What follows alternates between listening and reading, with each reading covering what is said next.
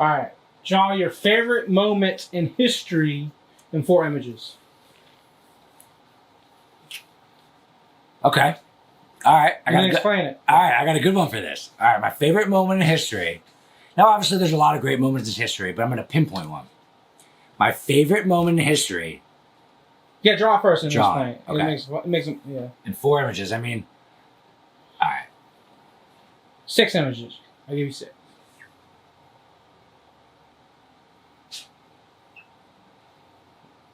No clue what you're doing.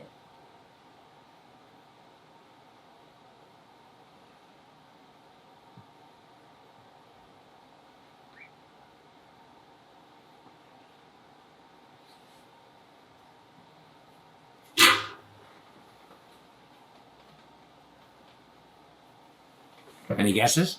Feel like that's a TP? It's not a TV. It's a church. Church.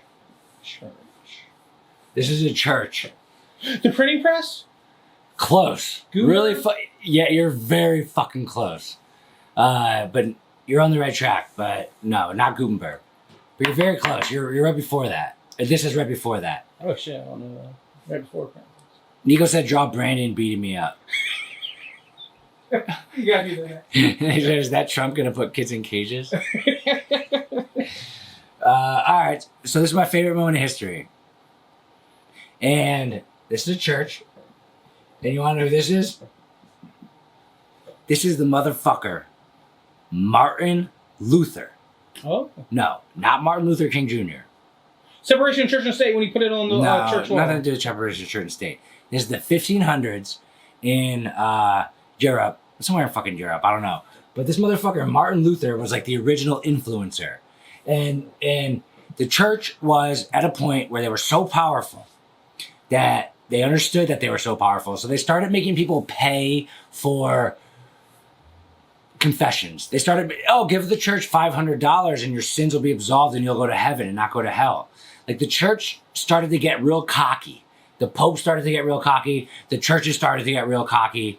And this was actually the age where like they had to redo religion before now. And this was Martin Luther.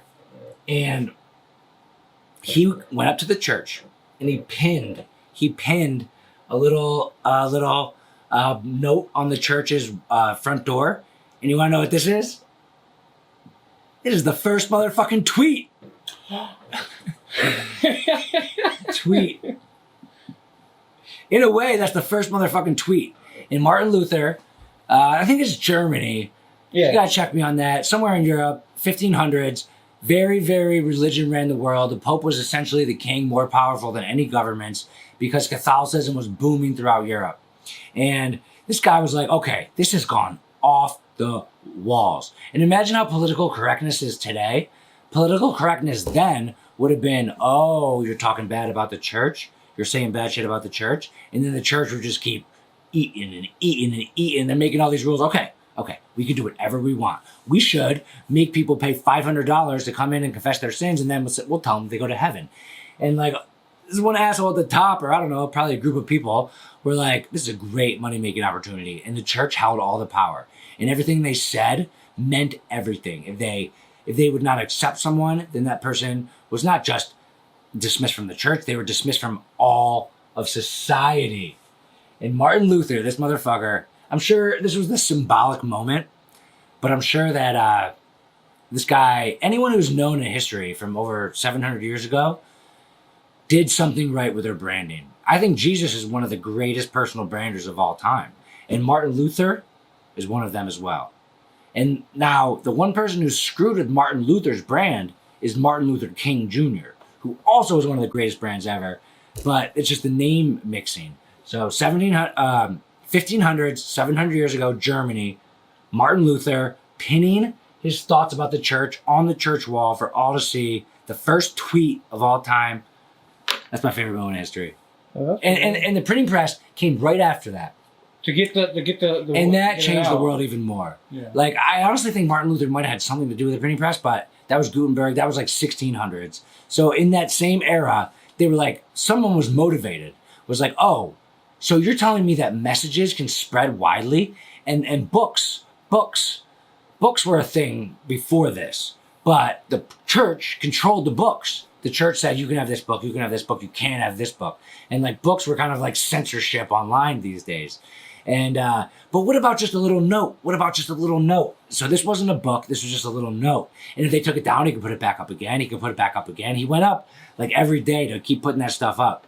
And then very soon after, within the next 100 years, there was the printing press because society saw the value in mass messaging. And I think that's a very important part of human history. Dick Lewis is the Catholic Church an entrepreneur then? What? Is the Catholic Church entrepreneurial? Yeah, since they were like making people pay for confessions. Yeah. Oh, 100%. Like they were the top dogs.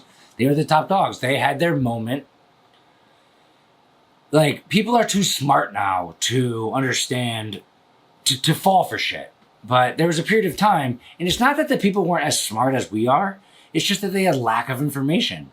And like, imagine you have a feeling. You watch the presidential debate and you have a feeling. You go on Twitter, you see the tweets from both sides. Like, we have such access to information now that we have the ability to think like, ooh, this, ooh, that, ooh, this, ooh, that, ooh, all. Like, imagine seeing something and then having no one to talk to about except for your fucking stupid ass neighbor or one guy down the street who you ran into. Like, it's hard. Oh, dropped my pencil. But it was hard to get a consensus, a public consensus. There was no retweets. There was no likes. It was hard to get a public consensus back in the day. And I feel like that bred more conformity to the ultimate message. And I don't blame the Catholic Church. They had power and money. They had power in politics. But more importantly, they had power inside your brain. That you thought that they were the people that could tell you whether you were going to spend your eternity in heaven, eating fucking your favorite food, chilling out, watching your favorite movies, or hell, where you get stabbed in the heart every second of every day. Oh my God, I want to go to heaven. Okay, fuck all this shit. I gotta go to heaven. So like, I'm just gonna do whatever the fuck they say. Okay, here's all my money. Here's all my money. Here's all my money. Please, just eternity of doom or eternity of glory. Please, glory. Whew.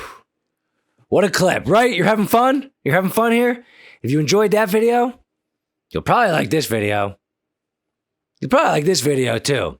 And while you're at it, just subscribe to the show. It helps me out. It'll make your life better. But honestly, the fact that you watch one video, couldn't appreciate you more.